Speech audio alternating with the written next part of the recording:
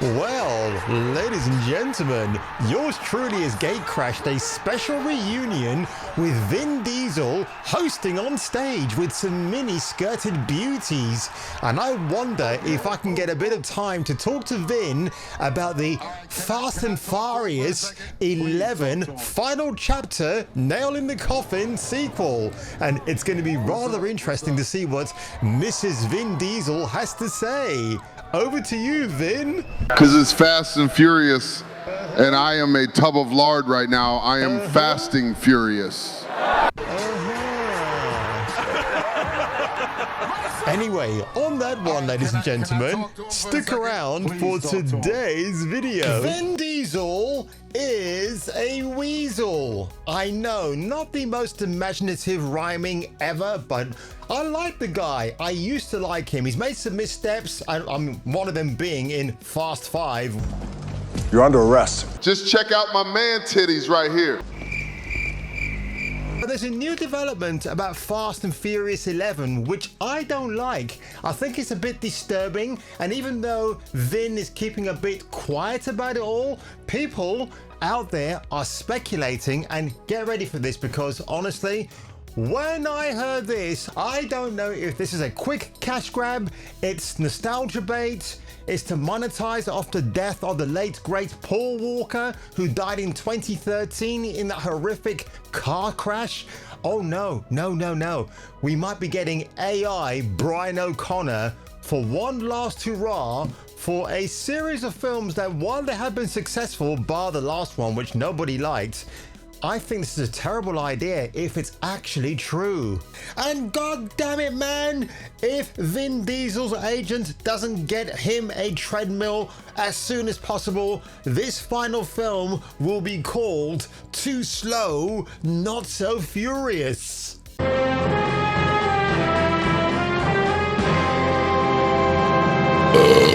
Eat lightning and shit thunder with Jason King on Kung Fu Hot Dog. Rated R. Starts Friday, June 22nd at theaters everywhere. It's more fun than working with two really hot twins. No, it's not. Vin Diesel teases Paul Walker's character could return for Fast 11 and confirms that April 2027 is the release month of this final movie. We are reuniting Dom and Brian O'Connor. O'Connor spelled with an E towards the end. Are you kidding me? There's only one way to spell O'Connor, but okay. Faculty aside, right? That's just a bit of a strange thing. Like, how are you going to reunite these two? Now, it could be just like, why don't we just take a clip from an old film and put it in here? But oh no, it's going to be digitalized Paul Walker all over again. Now, what I want to know is, has Vin Diesel got the blessing of Walker's daughter to actually make this go ahead? She'll probably say yes, not that she needs the money, because I'm sure her dad left her plenty of that for her to live the rest of her life, right? But I'm wondering where all of this is coming from. Why is it necessary to bring back Brian O'Connor? Again, I'm not being bad when I say this, but people have moved on. Yes, you can easily pick up a Paul Walker movie from your local video rental store if they still exist, which they probably do in some parts of America, or rent it or just download it offline illegally, whatever. Right, I'm just going off a bit of a broad tangent here, but you get my drift, right? You can just go back and revisit Paul Walker's movie collection if you want to remember the guy in a certain way. But again, this talk about Vin was at a reuniting of some of the cast and crew of Fast and Furious, mainly Tyrese Gibson, who's Roman Pierce, and Cody Walker, one of Paul Walker's brothers, whose likeness they used for Fast 7 when we saw that end moment where you saw the two cars crossing by each other, and Dominic Toretto sees Brian O'Connor looking at him. Obviously, it tugged a few heartstrings. The studio said, Vin, can we please have the finale of Fast and Furious in April 2027? It should be noted that Vin Diesel is a trained actor, so take this next response as typical Hollywood bullshit. Diesel said, under 3 conditions. First, bring back car culture. 2, let's go back to LA.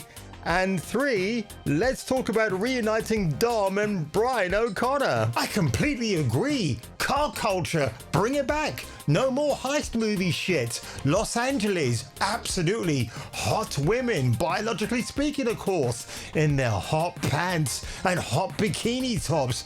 Oh my god. None of that F9 bullshit where Roman Pierce and Ludacris go up to space in a freaking car. Are you kidding? If Paul Walker was still alive, even he would not subscribe to that ridiculous plot line in an otherwise very out of its steam movie. Jordana Brewster, who plays the love interest of Brian O'Connor. I mean, again, these days she just looks like a female skeletal. How can people say this woman is still stunning in front of the screen? No, she's not. Oh, and in my quest to find a recent picture of Miss Brewster, I came across this hideous depiction, which looks like a dude cosplaying as Jordana, or maybe the other way around. You be the judge. And I gotta warn you, it's not pretty. And neither is she.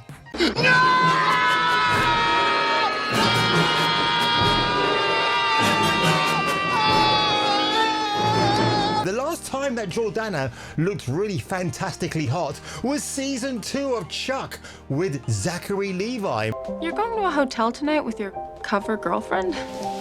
Well, I mean, if it's any comfort, overnight missions normally involve Casey and a whole lot of firearms, so nothing romantic about it. And by the way, I'm getting the collector's Blu-ray box set of that series, so I can't wait to put that here in my background.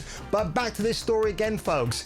If I had to pick my best Fast and Furious movies, it's the first 5, maybe the 6th entry, because we had Gina Carano roughing it up with Michelle Rodriguez, and honestly, Carano should have won that fight quite easily, because Rodriguez, as much of a likable person she can be, I find her character of Tetty or Hetty really, really annoying.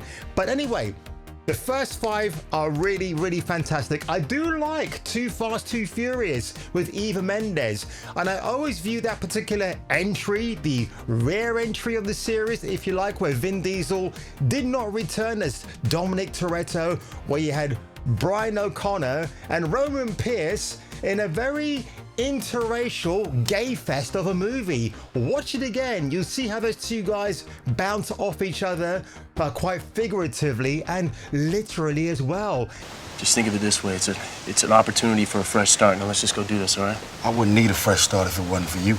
Tokyo Drift, which often gets overlooked, but when you watch it back now, it's probably the nicest slice of Japan pie that we have, when you see all this illegal street racing happening. I'm sure there are Japanese movies out there in that country that have made their own movies based on illegal street racing.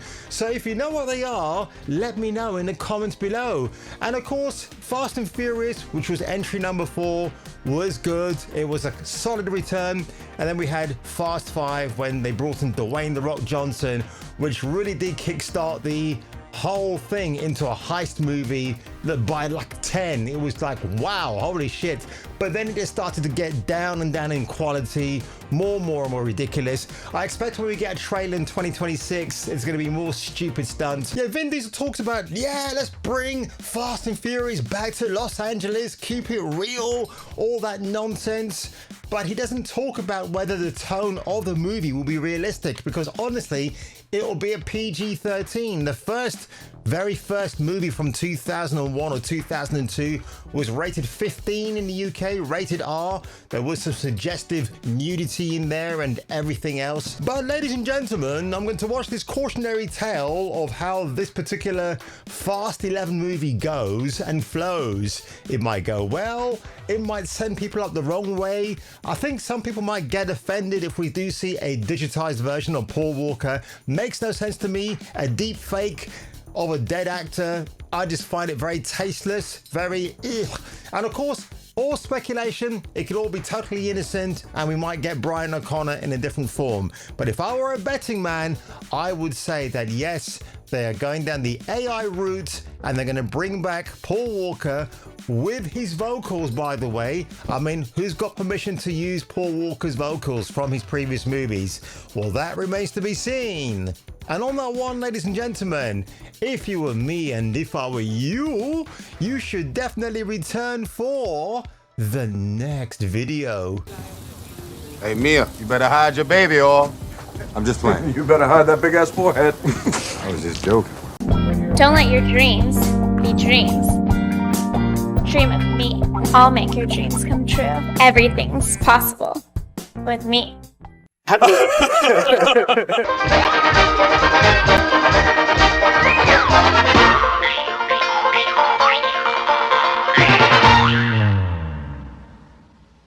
Well, I certainly hope you enjoyed that video today, and if you want to look at my back catalogue, because it's quite vast, 1,400 plus videos, you can either tap on this card right here, or maybe stretching my hand over my head, that one there. Oh, I do like the thumbnail of that one, don't you?